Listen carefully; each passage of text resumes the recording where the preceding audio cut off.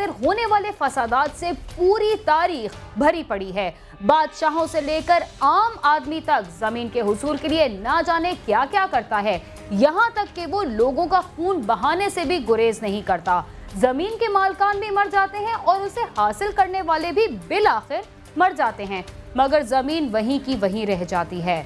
लाहौर में 4 मरला मकान के लिए 2 अफराद ने अपनी बहन को कत्ल कर दिया, जबकि दूसरी को शदीद तशद्दुद का निशाना बनाया। मीरपुर खास में शादी के 10 माह बाद एक खातून पुरस्कार तौर पर हलाक हो गई और रावलपिंडी में मियाँ बीवी के दरमियान पाए जाने वाले तनाज़े को हल करवाने वाले शख्स को फायरिंग करके कत्ल कर दिया गया।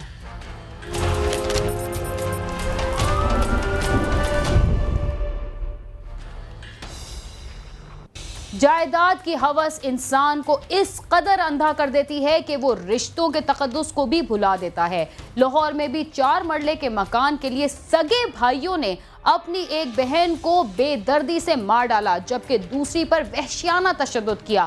कातलों की मां और बहन ने दोनों को फांसी देने का मुतालबा कर दिया।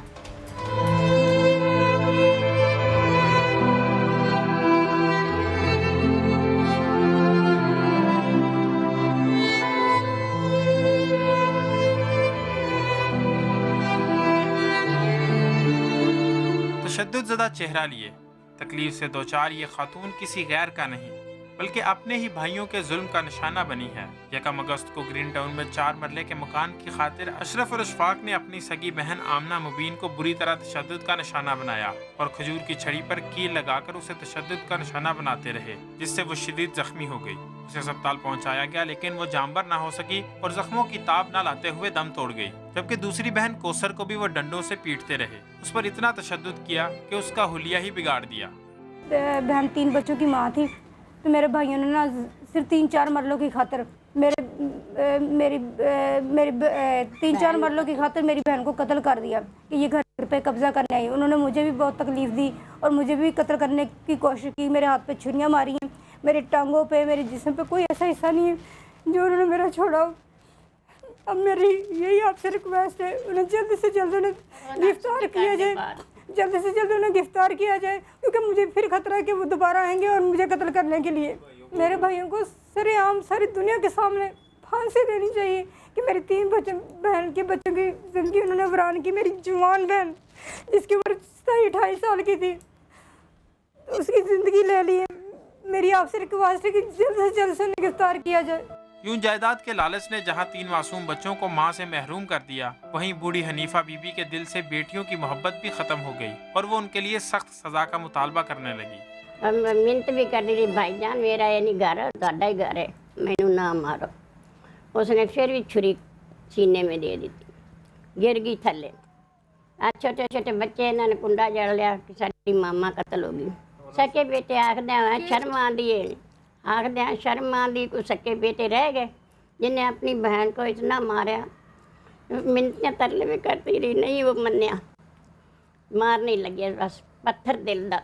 सजा देनी चाहिए, कतल का बदला कतल है। कुरान पाक दे विच भी कतल का बदला कतल ही, वो कातल हो गया। अहले खाना के मुताबिक दोनों भाइयों ने मकान को अपने नाम लगवाने के लिए यह जुर्म किया, जो हनीफा बीबी ने रहाइश के लिए अपनी बेटी को दे रखा था। वाक़े की FIR ग्रीन टाउन थाने में दर्ज कर ली गई, लेकिन 1 हफ्ता गुजर जाने के बाद भी पुलिस मुल्ज़मान को गिरफ्तार नहीं कर सकी। मेरी बीवी को दोनों भाइयों ने सकों ने मारा, कत्ल कर दिया। हालांकि उसका कोई कसूर नहीं था, उसको कत्ल कर दिया। वैसे तो मैं वज़ीर आला पंजाब और चीफ जस्टिस से दरख्वास्त करता हूँ कि जल्द से जल्द उन कातलों को पकड़ा जाए और बुरी से बड़ी सज़ा उनको दी जाए।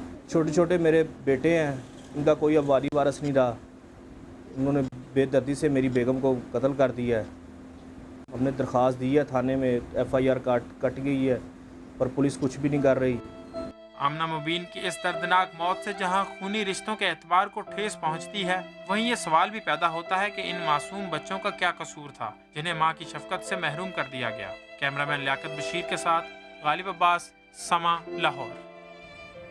मीरपुर खास के इलाके अल-इमरान टाउन में शादी के 10 माह बाद एक खातून की पुरस्कार मौत ने पूरे खानदान की मुसीबतों में उस वक्त इजाफा कर दिया जब पुलिस ने मकतूला के शौहर को गिरफ्तार कर लिया।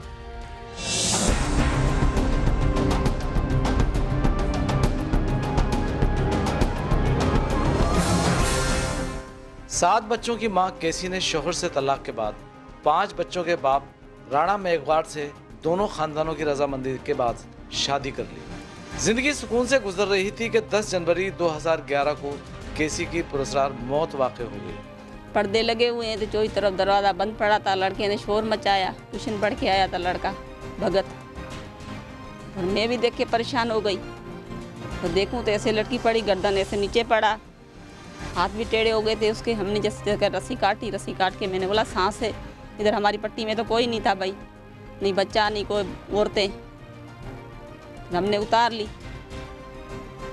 फिर सारे सब आए, कोई नहीं था लड़ाई झगड़े का। ये मेरे पास में ही घर है, कभी इसके घर से आवाज़ भी नहीं आती थी। हम तो मियाँ बीवी रोज़ लड़ते थे, हमारा तो रोज़ का झगड़ा होता था। इन लोगों के घर से आवाज़ भी नहीं आती, हंसते रहते थे हरदम। ये तो जब मैं आया था ट्यूशन पढ़ के, दरवाज़ा बंद था, पर्दे बंद दिए थे। मैंने बोला अम्मी दरवाज़ा खोल, अम्मी दरवाज़ा खोल, नहीं खोला, मेरे को खुद को खोलना पड़ा। मैंने खोला, पर्दे बंद दिए, पर्दे थोड़ा स्टार्ट करा, ये लटकी हुई थी।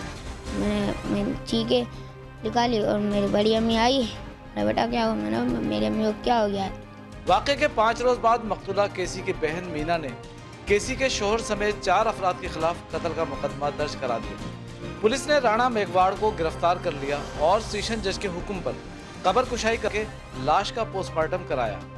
आज जो है वो टीम, जो स्पेशल टीम पोस्टमार्टम के लिए डॉक्टरों की तश्कील दी गई थी, वो आज आई है यहाँ कब्रिस्तान में, और उन्होंने पोस्टमार्टम इनका किया है। अब मजीद जो है फाइनल कार्रवाई वो इस पोस्टमार्टम के बाद जो है वो होगी इस केस की रिपोर्ट आने पर। हाँ, रिपोर्ट आने पे होगी, और इसके जवाबदार जो है वो ऑलरेडी गिरफ्तार हैं। तो मजीद अभी देखते हैं कि फाइनल जो मेडिकल रिपोर्ट है वो क्या आती है, उसके तहत जो है फाइनल कार्रवाई इस केस की उसके तहत होगी। हमने उनका केस दाखिल किया, फिर सरजमीन पे इन्वेस्टिगेशन वालों को भेजा, तफ्तीश की, और उसमें नॉमिनेटेड जवाबदार था राणू, जो उसका मियाँ था केसी का, उसको गिरफ़्तार किया, उसका रिमांड वगैरह लिया, उसकी तफ्तीश की। चूँकि इनके पास कोई आई विटनेस नहीं थी, इन्होंने कहा कि हमारी बहन को उन्होंने तशद्दुद करके या हैंग करके मारा है।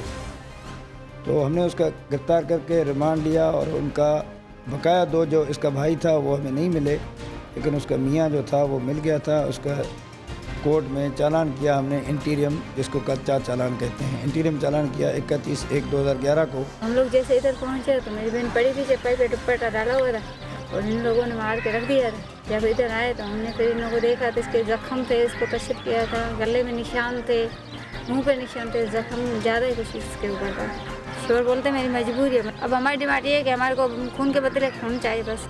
मुलजिम राणा मेघवाड़ का कहना था कि जिस वक्त केसी की मौत वाक़ हुई वो घर पर नहीं था, उसकी मौत के बारे में वो कुछ नहीं जानता। मेरा बेटा आया मेरी दुकान के ऊपर, मैं अपने ठिए पे था, उधर दुकानदार जो है उन्होंने आप मालूम कर सकते हो। मगर पुलिस को मौसूल होने वाली रिपोर्ट ने कत्ल के असल मुहर्रिकात से पर्दा उठा दिया। मैंने खुद उस जगह में खुद गया था, पर्सनली उन लड़कियों के साथ गया था, सरजमीन भी देखी थी, और इन्होंने कहा कि इसको टांग के जो है मारा गया है। उस कमरे की छत इतनी नहीं थी कि उसमें टांगा जाए और बंदे के नीचे पाँव न लगें, तो हमें ऐसी एविडेंस नहीं मिली कि इसको के टांग के तशद्दुद करके मारा है। मेडिकल बोर्ड बैठा, उसने कब्र कुशाई की, पोस्टमार्टम किया, उसमें उन्होंने इस बात की नफ़ी की कि इसको न तशद्दुद करके मारा गया है, न इसको जहर दे के मारा गया है, तबाही मौत मरी है। ऐसी रिपोर्ट हमने कोर्ट में सबमिट कर दी थी, लेकिन केस अभी तक अंडर ट्रायल सेशन कोर्ट में वो केस चल रहा है। राणा मेघवाड़ इंतहाई गरीब शख्स है जो जूतियां गाड़ कर अपनी बीवी बच्चों का पेट भर रहा था, लेकिन केसी की नाकानी मौत ने उसके घर पर बर्बादी के पहाड़ तोड़ दिए और घर का चूल्हा उसी दिन से ठंडा पड़ा। केसी की पोस्टमार्टम रिपोर्ट ने बज़ाहिर राणा के हाथों से कत्ल का दाग तो धो दिया है, मगर इसका हतमी फैसला अदालत करेगी। लेकिन यह हकीकत भी सामने आना जरूरी है कि केसी की मौत तबाही हुई है तो वो फांसी के फंदे तक कैसे पहुंचे, इसकी गर्दन पर फांसी का निशानात क्यों नहीं थे। केसी की मौत से 2 खानदान बर्बाद हुए और शौहर जेल की सलाखों के पीछे अपनी रिहाई का मुंतजिर है। मोहम्मद रजा खान, समा, मीरपुर खास।